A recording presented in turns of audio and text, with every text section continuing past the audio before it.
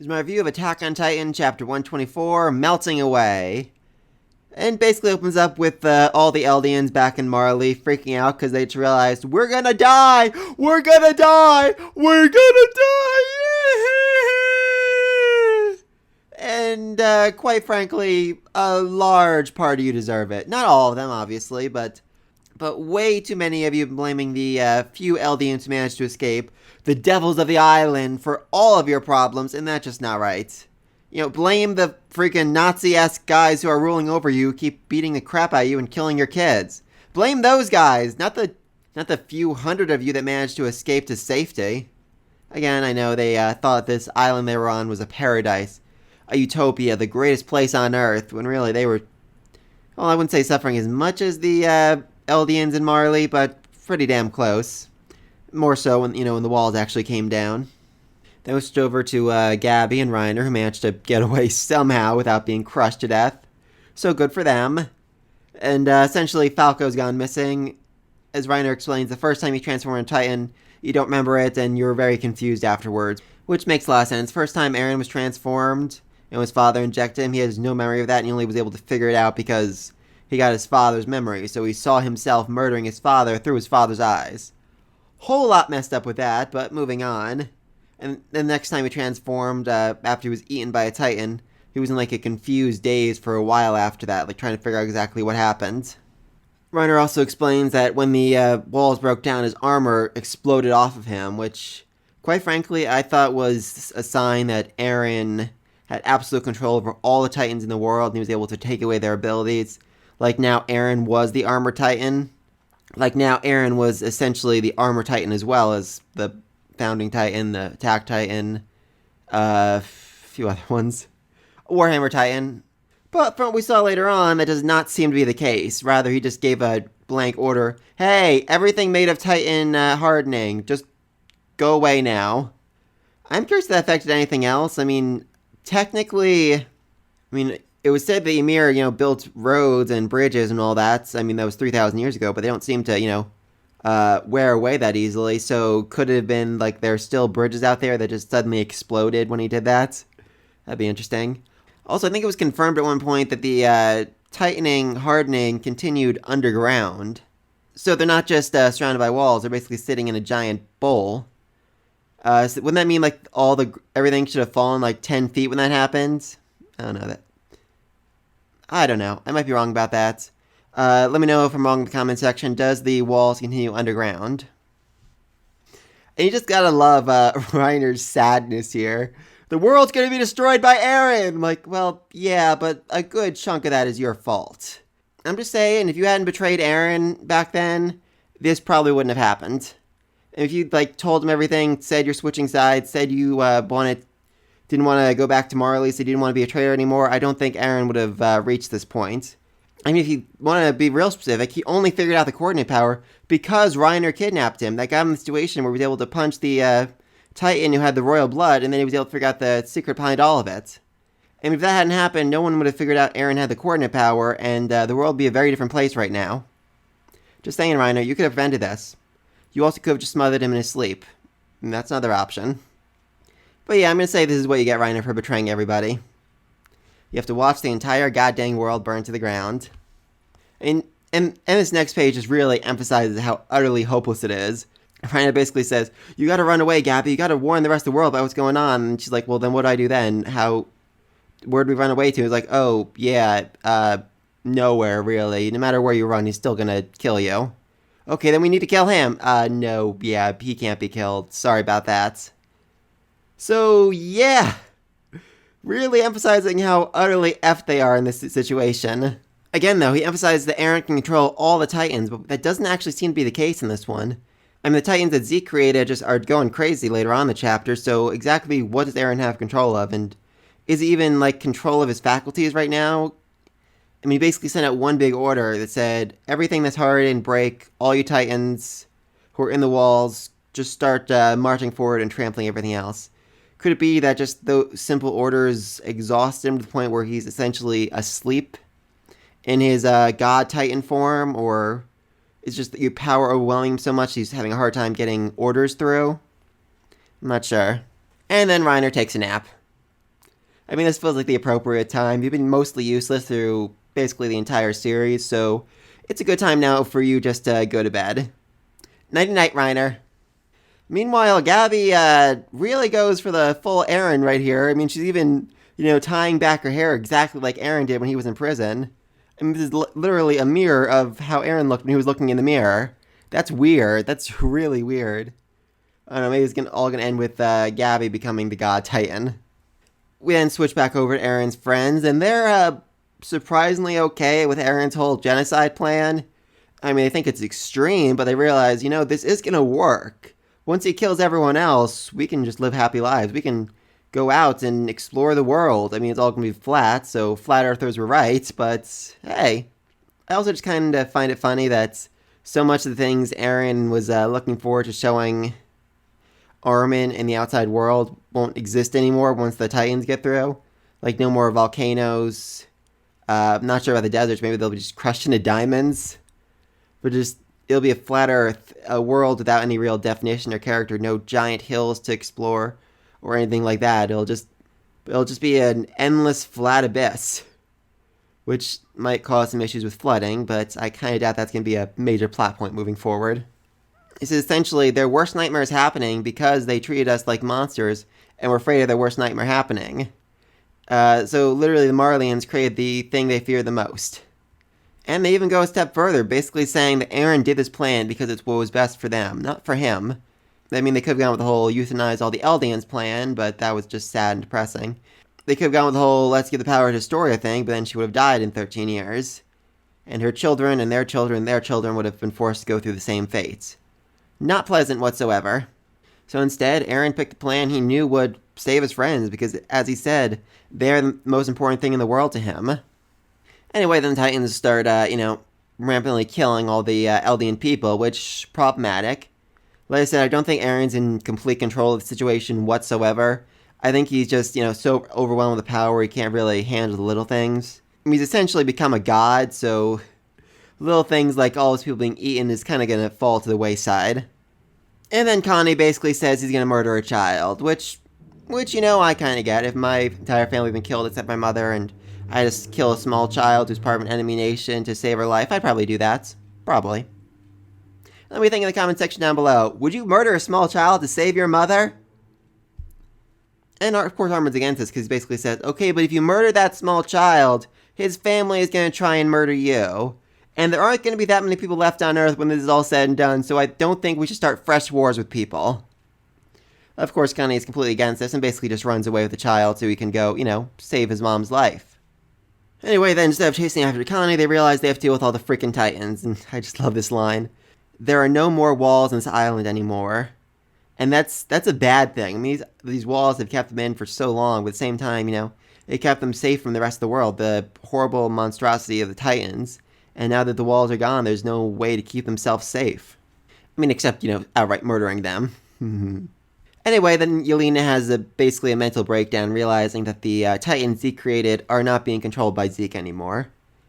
I'm actually kind of curious, maybe Eren just can't control these Titans because the Beast Titan made them, and therefore they're under his purview, like they're considered Beast Titans instead of just regular Titans, and therefore he can't control them. Just a thought. But I mean, I think if that was the case, he would still be able to tell people are being eaten around him, and then he'd go out and, then he'd be able to go order his other Titans to go put them down or whatever. Instead, he's basically just seems unaware of them, so I'm definitely thinking it's more like he's just overwhelmed and can't really see what's happening anymore. Anyway, then Kaya's about to be murdered by a Titan, and honestly, this scene reminds me a lot of, remember when Eren saved Mikasa right after he first turned into a Titan?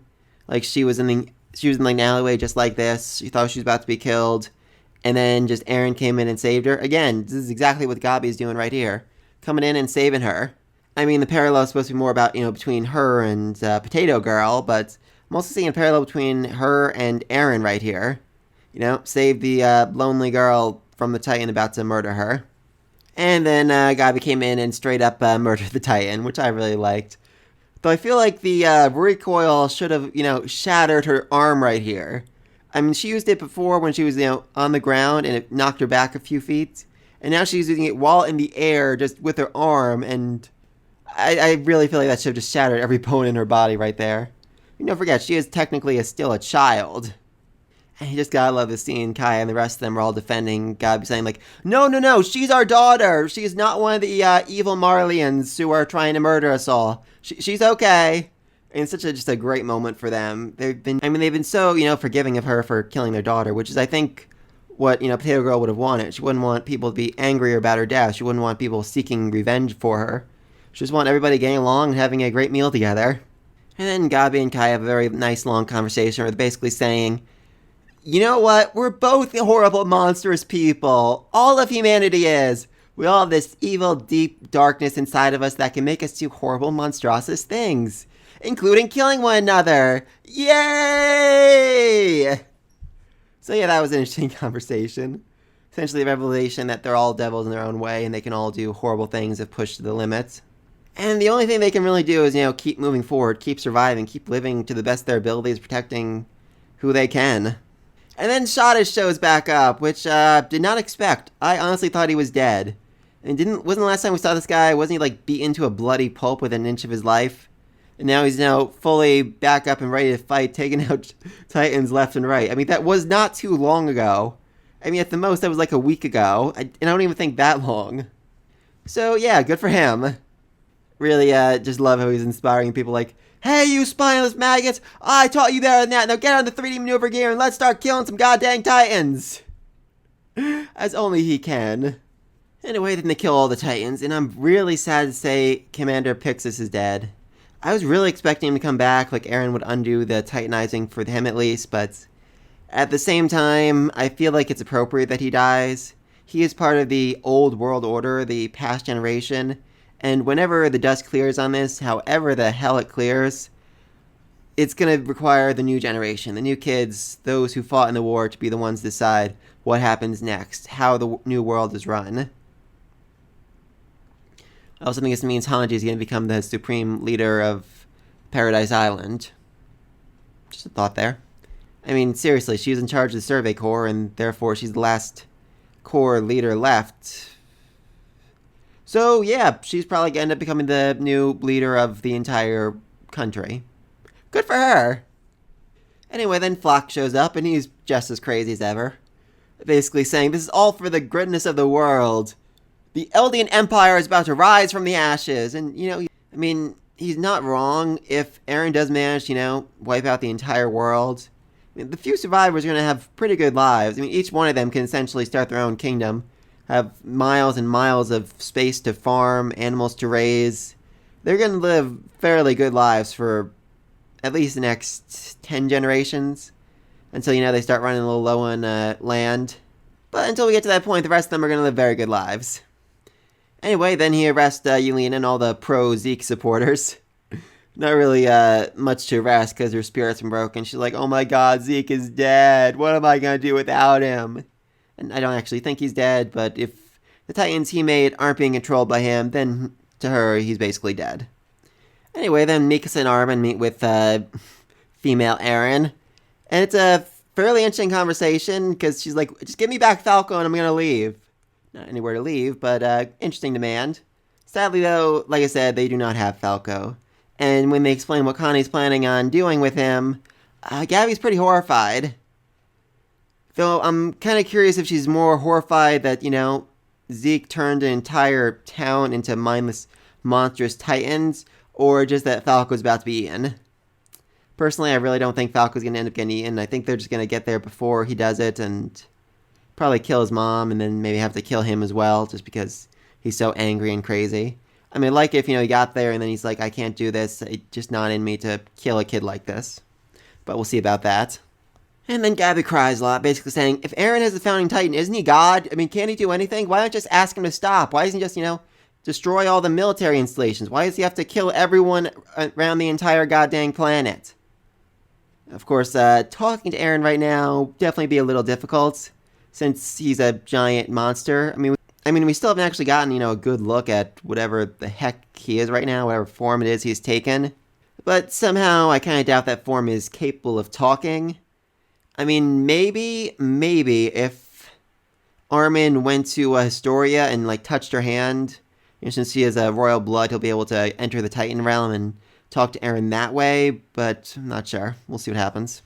Anyway, then Armin, of course, has to interrupt her to say, "Wait a minute, his armor came off. If all the hardening has come undone, that means." Because, of course, Armin is still obsessed with Annie because he's ate Bertold and Bertold was in love with her. So, interesting. I don't know, that's definitely going to result in a fairly weird conversation between the two of them. But, yeah, let's get into all this. Let's talk about Annie. And god dang, do I hate that name so much. Anyway, she finally woke up after 5-6 years being turned to crystal. And she is going to be very confused. I mean, seriously. I'm going to assume she got the whole message from Eren in her head saying, yeah, I'm going to destroy the entire world. And I'm very curious what she's going to have to say about all that. Actually, I'd actually kind of hope she didn't get the message just so Armin can explain what happened. Yeah, Eren had the Founding Titan power. And then he ate Zeke, I think. And now he's a giant, unstoppable god who's going to destroy the entire world. Oh, also your dad's probably dead by now. I mean, seriously, by the time they get to her, I kind of feel like the rumbling should have reached Marley by that point. Kind of curious if people are going to, try to evacuate, try to run away from it. I mean, they won't buy them much time, but at least a little bit. A couple hours, maybe. So, yeah, Annie being awake is something I think a lot of us have been expecting for a long time, and it would have been a big deal if it happened, before Eren became a goddamn god. But at this point, it's like, oh yeah, she's awake. Okay. I'm sure they're going to do something interesting with her character because, they've been saving her for this exact moment for years now. Years and years, the series has always, had her kept in stone so they could bring her out this exact moment. I mean, I feel like she's going to play a role because now they have, all the other Titans. Eren has the attack, founding, Warhammer, and arguably the Beast Titan. So now they have, the Colossal, the Armored, the Female, the Jaws, Cart Horse Titan. So 5 against 4. They might have a chance now that they have more of the power than he does. And maybe they just need to have, more of the Titan bits than he does in order to find a way to beat him. Or maybe once Eren gets all the Titans, he able to absorb all the fragments of Ymir in them, he'll become even more powerful somehow. I'm honestly not sure. This is a very weird chapter. I mean, it's definitely a necessary chapter after, Eren basically declared war on the world. But, I mean, we need to see everyone react and how they're dealing with this and what's going on. And they're starting to plan the counter Eren offensive. But at the same time, I'm like, okay, yeah, but I kind of want to see Eren, destroying entire countries. I want to see his new Titan form. I want to see what's happening with all that. But again, in a sense, it was almost a resting chapter, reset, trying to comprehend everything that's been going on. And I'm definitely looking forward to the next one. God, I just really hope they don't skip the explanation to anything. They're she's like, yeah, I saw everything. I get what's going on. Let's do this. I want them to explain in detail everything that's happened to her, especially the fact that Armin is now the Colossal Titan. Kind of curious how she reacts to that, honestly. Did she ever actually care about him? Did she not? I mean, there's definitely some theories that she was a spy this whole time, working for the pro-Eldian resistance. Interesting. I mean, it also might be the case they're just going to kill off Annie. She's going to be around for a little bit, and then they're basically going to say, okay, the only way to stop Eren is if one of us eats Annie. I mean, I'm guessing that would either be Historia or Mikasa, because I feel like, Historia is the royal-blooded, so if she ate Annie, then she'd be able to find a way to get in contact with Eren, maybe stop him, maybe overcome him somehow. And Mikasa, well, she's apparently some kind of human experiment, so if she became the female Titan, no telling what the heck would happen with that. Alright, I'm rambling now, so just let me know anything about all that down below. What do you think of this chapter? Do you think there's any way to stop Eren? Do you think he even should be stopped? Be sure to like, subscribe, see you in this next video. Until then, peace!